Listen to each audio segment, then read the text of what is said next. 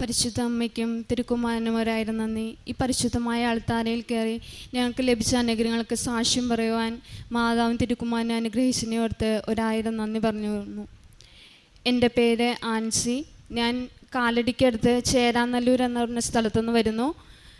ഇത് എൻ്റെ മകൻ 28/5/2023 ഞാൻ ഇവിടെ വന്ന് ഉടമ്പടി എടുക്കുന്നത്.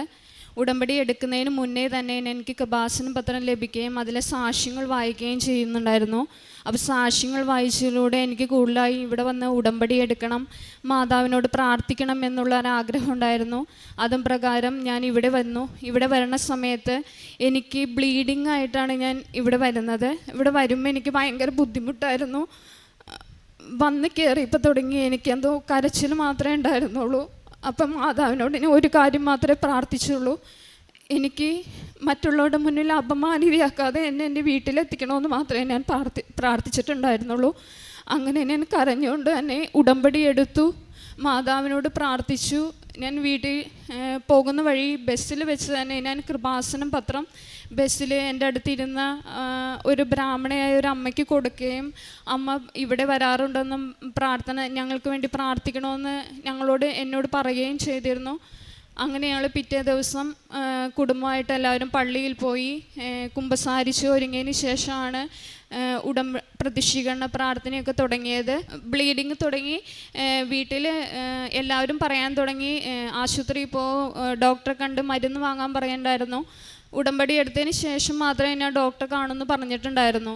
ഉടമ്പടി എടുത്തതിന് ശേഷം ഞാൻ ഡോക്ടറെ കാണാൻ ചെന്നു. ഡോക്ടറെ കണ്ടു കഴിഞ്ഞ് ഡോക്ടർ സ്കാൻ ചെയ്തു കഴിയുമ്പോൾ പറഞ്ഞു, യൂട്രസിൻ്റെ ഗർഭാശയത്തിലെ ഭിത്തിയിൽ തിക്നെസ് കൂടുതലാണ്, അതുകൊണ്ട് എന്തായാലും ഡിയാൻസി ചെയ്യണം, ഡിയാൻസി ചെയ്യാൻ തയ്യാറായിട്ട് വരികയെന്ന് പറഞ്ഞു.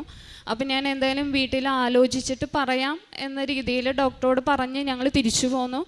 വീട്ടിൽ വന്ന് ഞാൻ മാതാവിനോട് പ്രാർത്ഥിക്കുകയും ഉടമ്പടി തൈലം അടിവയറ്റിൽ കുരിശ് വരച്ച് പ്രാർത്ഥിക്കുകയും ഉടമ്പടി ഉപ്പ് കഴിക്കുകയും ചെയ്യാറുണ്ടായിരുന്നു. എല്ലാ ദിവസവും പ്രാർത്ഥന കഴിഞ്ഞതിന് ശേഷം ഞങ്ങൾ കുടുംബത്തിലെല്ലാവർക്കും ഉടമ്പടി തൈലം വെച്ച് കുരിശ് വരയ്ക്കാറുണ്ടായിരുന്നു.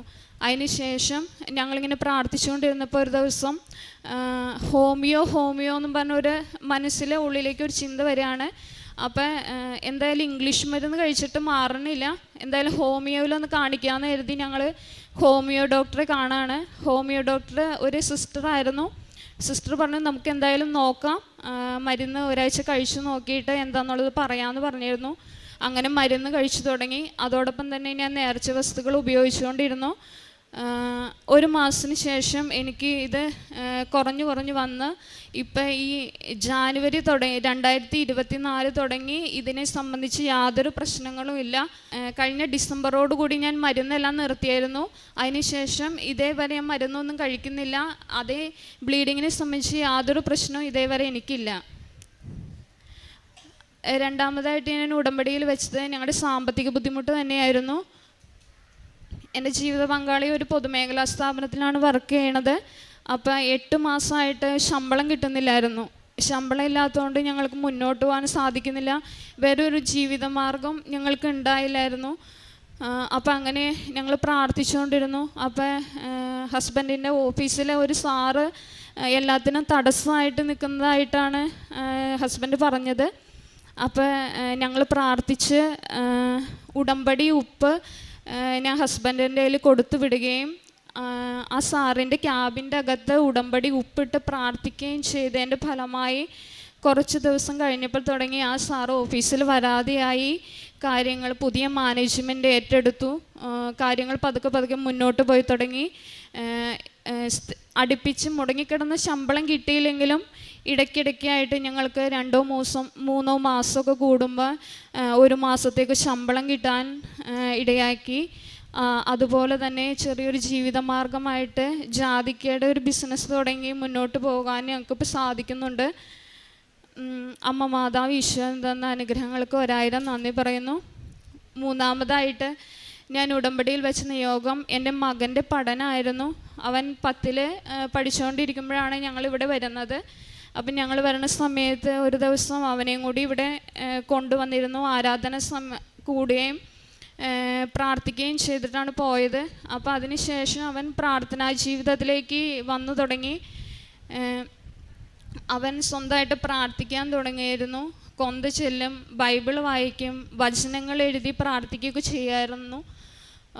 അങ്ങനെ അവന് ഒരു ആവറേജ് സ്റ്റുഡൻ്റ് ആയിരുന്നു അവൻ. അപ്പോൾ അവന് 10 നല്ല മാർക്ക് ലഭിക്കണം, അപ്പച്ചനെ ബുദ്ധിമുട്ടിക്കാതെ തന്നെ നല്ലൊരു റിസൾട്ട് വാങ്ങിച്ച് നല്ലൊരു സ്കൂളിൽ അവൻ ആഗ്രഹിക്കുന്ന വിഷയം തന്നെ പഠിക്കണമെന്നൊരാഗ്രഹം ഉണ്ടായിരുന്നു. അതിനായിട്ട് അവൻ പ്രാർത്ഥിച്ചുകൊണ്ടിരുന്നു. ഞങ്ങളും സപ്പോർട്ടായിട്ട് ഞങ്ങളെല്ലാം രാത്രി പ്രാർത്ഥനയ്ക്ക് ശേഷം സ്വന്തമായിട്ട് എല്ലാവരും കൈ കോർത്ത് പിടിച്ച് നിന്ന് മകനെ സമർപ്പിച്ച് പ്രത്യേകമായി പ്രാർത്ഥിക്കാറുണ്ടായിരുന്നു. അവൻ്റെ പരീക്ഷ സമയമായി കഴിഞ്ഞപ്പോൾ ഞങ്ങൾ അവന് ഉടമ്പടി വസ്തുക്കൾ കൊടുക്കാറുണ്ടായിരുന്നു. പേനയിലും കയ്യിലും ഉടമ്പടി തൈലം കുരിശ് വരച്ച് കൊടുക്കും. അതുകൂടാതെ ഉടമ്പടി ഉപ്പ് കഴിക്കാനും കൊടുക്കും. അങ്ങനെ പരീക്ഷയ്ക്ക് വിടാറുണ്ടായിരുന്നു. അതിനുശേഷം അവൻ ഒരുപാട് പ്രാർത്ഥിക്കുമായിരുന്നു. ഞങ്ങളും അതോടൊപ്പം പ്രാർത്ഥിക്കുമായിരുന്നു. അങ്ങനെ ഒരു ദിവസം പ്രാർത്ഥിച്ചുകൊണ്ടിരുന്ന സമയത്ത് ഞങ്ങൾക്ക് മാതാവിൻ്റെ മുല്ലപ്പൂ സുഗന്ധം അനുഭവിക്കാൻ സാധിച്ചിട്ടുണ്ട്. മകന് ലഭിച്ച അനുഗ്രഹങ്ങൾ അവൻ തന്നെ പറയുന്നതായിരിക്കും. ആദ്യമേ തന്നെ അമ്മ മാതാവിനും തിരുക്കുമാരനും 1000 നന്ദി പറയുന്നു. എൻ്റെ പേര് സ്റ്റീവ്. ഞാൻ ചേരനല്ലൂരിൽ നിന്നാണ് വരുന്നത്. എൻ്റെ അമ്മച്ചി ഉടമ്പടി എടുത്തതിൻ്റെ ഫലമായിട്ട് എൻ്റെ ആത്മീയ ജീവിതത്തിൽ വളരെയേറെ മാറ്റം വന്നിട്ടുണ്ട്. എല്ലാ ദിവസവും പള്ളിയിൽ പോകാനും കുമ്പസാരിച്ച് കുർബാന സ്വീകരിക്കാനും എനിക്ക് സാധിക്കുന്നുണ്ട്.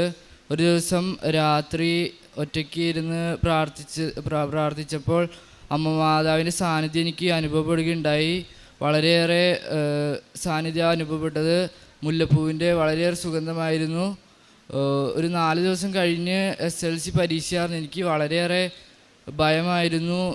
എങ്ങനെ എഴുതുമെന്ന് അറിയില്ലായിരുന്നു. പക്ഷെ മാതാവ് ഉണ്ടെന്ന വിശ്വാസത്തിൽ ഞാൻ പരീക്ഷ എഴുതാൻ പോയി. എന്നിട്ട് എനിക്ക് ഏകദേശം 96% മാർക്കോട് കൂടി അമ്മ മാതാവ് എനിക്ക് മാർക്ക് തന്നു, ജയിപ്പിച്ചു. അമ്മ മാതാവിന് തിരുക്കുവാനും 1000 നന്ദി പറയുന്നു. കാരുണ്യ പ്രവൃത്തികളായിട്ട് ഞങ്ങൾ ചെയ്യാറുണ്ടായിരുന്നത്, ഞങ്ങൾ ഉടമ്പടി എടുത്ത കുറേ ആളുകൾ ചേർന്ന് ഒരു ഗ്രൂപ്പ്, കൃപാമരിയ എന്ന് പറഞ്ഞൊരു ഗ്രൂപ്പ് തുടങ്ങിയിട്ടുണ്ട്. അതുവഴി അനാഥാലയങ്ങളിലും മാനസികമായി വെല്ലുവിളി നേരിടുന്ന ബുദ്ധിമുട്ട് അനുഭവിക്കുന്നവർക്കൊക്കെ ഞങ്ങൾ ഭക്ഷണം കൊടുക്കാറുണ്ട്.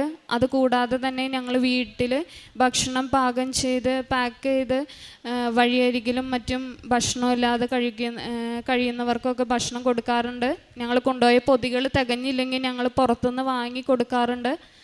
അതുപോലെ തന്നെ ഉടമ്പടി ജീവിതത്തിലേക്ക് വന്നതോടെ ഞങ്ങളെല്ലാവരും എല്ലാ ദിവസവും പള്ളിയിൽ പോകും. ഞാനും എൻ്റെ ഹസ്ബൻഡും മകനും എല്ലാം ബൈബിൾ ആദ്യം തുടങ്ങി വായിച്ചുകൊണ്ടിരിക്കുകയാണ്. ഇതുവരെ പൂർത്തിയായിട്ടില്ല. അതുപോലെ തന്നെ പ്രേക്ഷിത പ്രവർത്തനമായിട്ട് ഞങ്ങൾ കൃപാസനത്തിൻ്റെ പത്രം റോഡുകളിൽ, ഹോസ്പിറ്റലുകളിൽ, ഓട്ടോ സ്റ്റാൻഡുകളിൽ, പിന്നെ അടുത്തുള്ള വീടുകളിൽ, അങ്ങനെ പലയിടങ്ങളിലും കൊടുക്കും. അവരോട് വേണമെന്ന് ചോദിച്ചിട്ട് മാത്രമേ കൊടുക്കാറുള്ളൂ. ആവശ്യമില്ലാത്തവർക്ക് ഞങ്ങൾ കൊടുക്കാറില്ല. ആത്മീയ ജീവിതം ഒത്തിരി പ്രാർത്ഥിക്കാൻ ഞങ്ങൾക്ക് സാധിച്ചു. ഒരുപാട് ജപമാല ചെല്ലുന്നുണ്ട്. സാക്ഷ്യങ്ങൾ കൂടുതലായി കേൾക്കും. രാവിലെ തുടങ്ങി ഞങ്ങൾ പള്ളിയിൽ പോയി വന്നതിന് ശേഷം വീട്ടിലെ ജോലികൾ ചെയ്യുമ്പോഴായാലും വെറുതെ ഇരിക്കുന്ന സമയത്തായാലും ഒക്കെ സാക്ഷ്യങ്ങൾ കേൾക്കും. ധ്യാനങ്ങൾ കൂടും.